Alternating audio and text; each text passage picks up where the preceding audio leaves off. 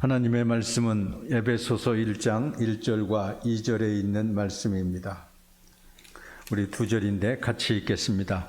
하나님의 뜻으로 말미암아 그리스도 예수의 사도된 바울은 에베소에 있는 성도들과 그리스도 예수 안에 있는 신실한 자들에게 편지하노니 하나님 우리 아버지와 주 예수 그리스도로부터 은혜와 평강이 너희에게 있을지어다. 아멘.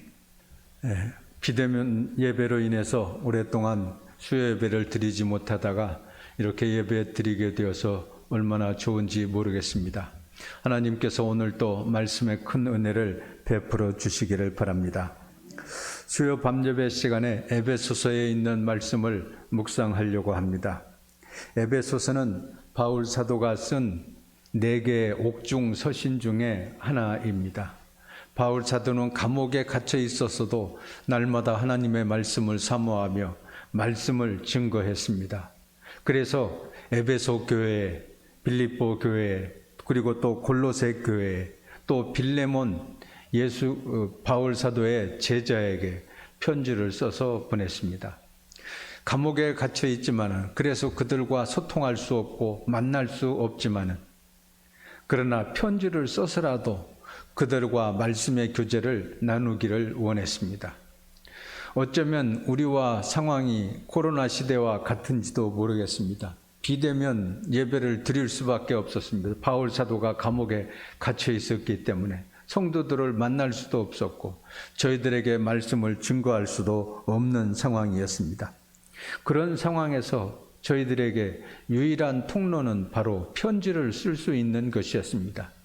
지금으로야 영상으로도 그리고 또 카카오톡으로도 문자로도 교제를 나눌 수 있지만은 그런 문명의 이기가 전혀 없었던 시절이었기 때문에 편지로 하나님의 말씀을 나눌 수밖에 없었습니다.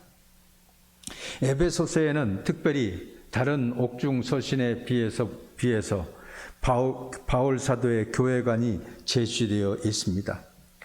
예수 그리스도의 교회, 그리스도가 터전인 교회라고 하는 것을 바울 사도는 지금 에베소 교회 성도들에게 말씀하고 있습니다. 고린도전서 3장 11절에 보면 이 닦아둔 것 외에 능히 다른 터를 닦아둘 자가 없으니 이 터는 곧 예수 그리스도라 그랬습니다. 교회의 터전은 예수 그리스도인 줄로 믿습니다. 예수 없는 교회가 어떻게 존재할 수 있겠습니까? 교회의 터전은 바로 예수 그리스도이십니다. 예수 그리스도는 교회의 창설자이고 주인이지만은 실질적으로 교회관을 확립한 사람은 바울 사도라고 말할 수 있습니다. 예수 그리스도께서는 광야에 가면 광야에서, 벳사다 호수에 가면 호수 근처에서, 어떤 도시에 가면 도시에서 하나님의 말씀을 선포했을 뿐이었습니다. 직접 예수님께서 교회를 세우시지는 않았습니다. 구체적으로 예수 그리스도의 몸된 교회를 세워나간 사람은 바로 바울 사도였습니다. 그래서 바울 사도는 교회란 어떤 것인가? 바로 예수 그리스도의 터전 위에 세워진 교회가 바로 하나님의 주님의 몸된 교회라고 그렇게 설명하고 있습니다. 그리스도의 몸된 교회는 예수 그리스도를 머리로 해서 유대인이나 헬라인이나 어느 이방인이나 남자나 여자나 할 것 없이 그리스도의 몸으로 서로 연합되는 데 있습니다. 그래서 에베소서에는 예수 그리스도를 중심으로 한 주님의 몸된 교회를 설명하고 있습니다. 바울 사도는 이 에베소 교회에 특별한 애정을 가지고 있었습니다. 그래서 바울 사도가 이곳저곳에서 복음을 증거할 때 대개 제1차 전도여행, 2차 전도여행, 3차 전도여행을 다녔었는데 그때마다 에베소를 들렀습니다. 에베소는 요즘으로 말하면 우리나라의 인천 항구와 같이 관문인 도시였습니다. 항구 도시였습니다. 그래서 많은 사람들이 들고 나는 도시이기도 했고 바울 사도도 전도여행을 다니면서 이 배를 타고 항해하며 전도할 때가 많이 있었기 때문에 에베소에 많이 들렀었습니다. 바울 사도가 뿌린 복음의 씨앗이 헛되지 아니해서 에베소 교회가 세워지게 된 것이었습니다. 오늘 본문 1절에 있는 말씀을 보십시오. 하나님의 뜻으로 말미암아 그리스도 예수의 사도된 바울은 이렇게 말하고 있습니다. 하나님의 뜻으로 말미암아 사도가 되었다. 바울 사도는 지금 자기 자신을 그렇게 말하고 있습니다. 우리는 매사에 하나님의 뜻에 따라서 모든 일을 해 나갈 수 있어야 됩니다. 그냥 내 뜻, 내 생각이 아니라 하나님의 뜻으로 모든 일들을 해 나가야 참된 그리스도인이라고 말할 수 있습니다. 바울 사도는 하나님의 뜻으로 말미암아 그리스도 예수의 사도가 되었다고 그렇게 말씀하고 있습니다. 나 바울은 하나님의 뜻으로 말미암아 예수 그리스도의 사도가 되었다 하는 말씀입니다. 그러니 바울 사도도 언제나 하나님의 뜻대로 움직였습니다. 전도를 하는 것도, 교회에서 말씀을 전하는 것도, 그의 삶 전체도 하나님의 뜻에 따라 하는 것이었습니다. 그뿐만 아니라 예수 그리스도 안에서 그랬습니다. 예수 그리스도의 사도된 바울이라고 말했습니다. 내가 사도가 된 것은 내가 되고 싶어서 된 것이 아니라, 많은 사람들이 그렇게 불러주어서 사도가 된 것이 아니라, 예수 그리스도 안에서 예수 그리스도의 복음을 증거하기 위해서 사도가 된 것이라고 말하고 있습니다. 그리스도인은 언제나 예수 그리스도 안에서 사는 사람입니다. 그래서 바울 사도는 그의 서신에서 그리스도 안에서라고 하는 말을 많이 사용하고 있습니다. 예수님께서도 나는 포도나무요 너희는 가지니 저가 그 안에 그가 내 안에 있으면 이 사람은 과실을 많이 맺나니 나를 떠나서는 아무것도 할 수 없다고 말씀하셨습니다. 그런 것처럼 바울 사도도 언제나 예수 그리스도 안에서 모든 일을 행해 나갔습니다. 그리스도인이란 그리스도 안에서 그리스도에 의해서 그리스도를 위해서 사는 사람이라고 하는 뜻입니다. 가지는 나무에 붙어 있을 때만 생명을 얻고 열매를 맺을 수가 있습니다. 떨어져 있으면 붙여주어야 합니다.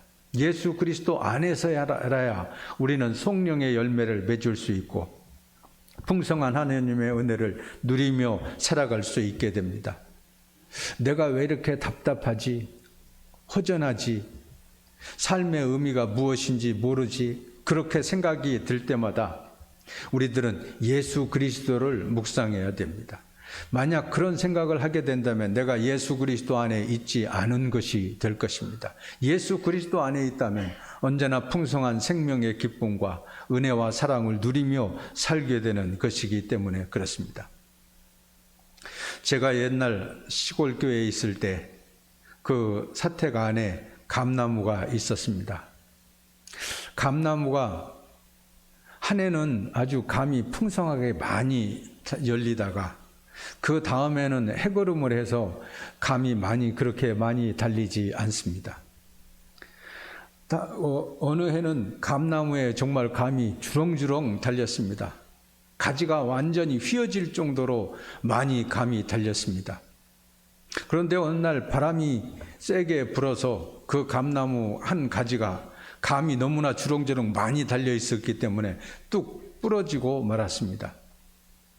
그래서 그 감나무가 부러졌구나. 이 열매들은 감이 맺혔는데 열매가 익지를 못하겠구나 생각하고 그 감나무를 잘라버리고 그 가지를 잘라버리고 말았습니다.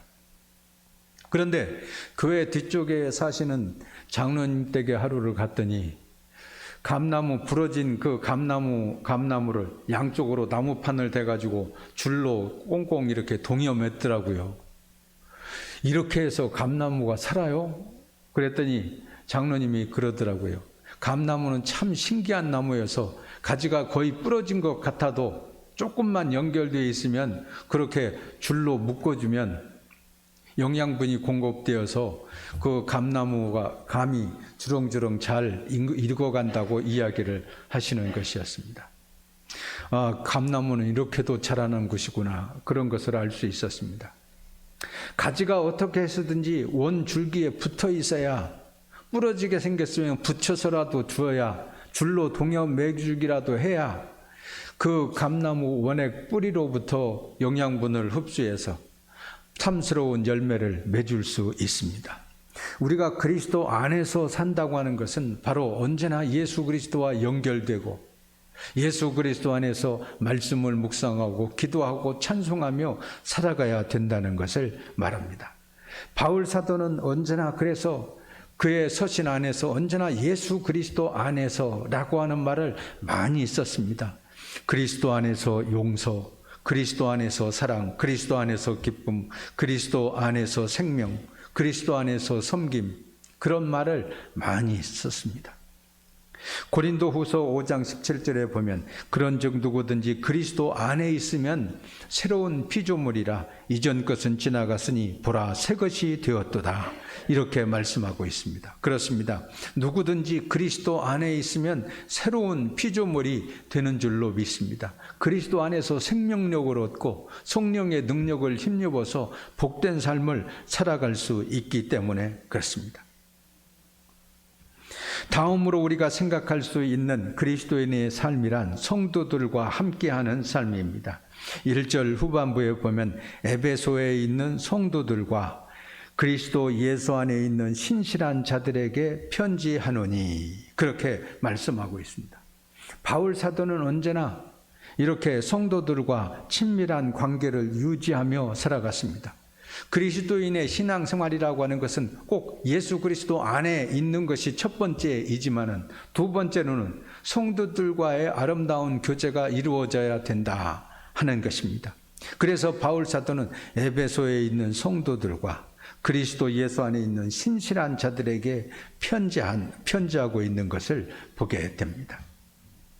에베소에 있는 성도들, 초대교회에는 지금처럼 장로, 권사, 집사 이런 직분이 활발하게 되어 있지 않았습니다. 그냥 모든 교회 안에 모인 사람들은 다 성도들이었습니다. 거룩한 하나님의 백성이 되었습니다. 베드로전서 1장 15절과 16절에 보면 오직 너희를 부르신 거룩한 자처럼 너희도 모든 행실에 거룩한 자가 되라. 기록되었으되 내가 거룩하니 너희도 거룩할지어다, 이렇게 말씀하고 있는데 성도들이란 거룩할 성자, 거룩한 하나님의 사람들, 이 세상과는 구별된 하나님의 사람들이라고 하는 뜻입니다. 그래서 바울 사도는 에베소에 있는 성도들에게 편지한다 그랬습니다. 그리고 그들을 위해서 세 번째로 축복해 주고 있는 것을 보게 됩니다. 은혜와 평강이 너희에게 있을지어다, 이렇게 말씀하고 있습니다. 하나님 우리 아버지와 주 예수 그리스도를 따라 은혜와 평강이 너희에게 있을지어다. 그들을 위해서 이렇게 간절히 기도했습니다. 이것이 오늘날 교회에서 예배의 맨 끝순서에 하는 축도의 원형이라고 할 수 있습니다.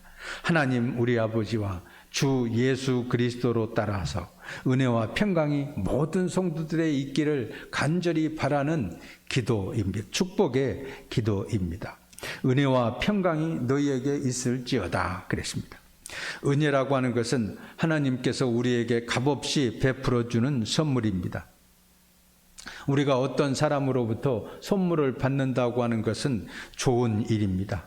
선물 받고 기분 나쁜 사람이 있겠습니까? 아주 좋은 것입니다.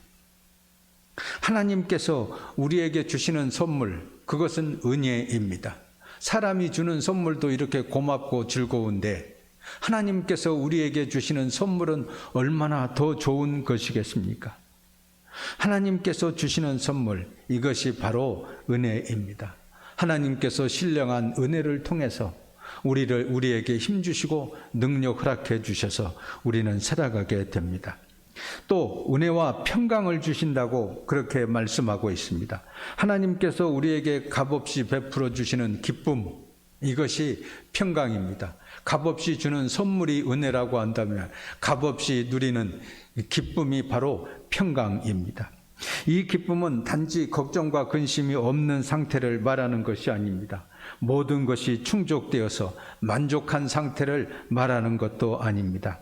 갑자기 무슨 돈을 많이 벌어서 얻는 기쁨도 아닙니다.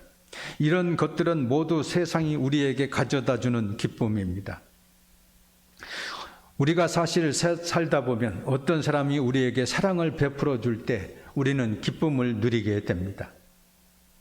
어린 자녀들이 재롱을 부려도 우리는 기쁨을 누리게 됩니다. 그런데 평강은 하나님께서 우리에게 친히 베풀어 주시는 기쁨입니다.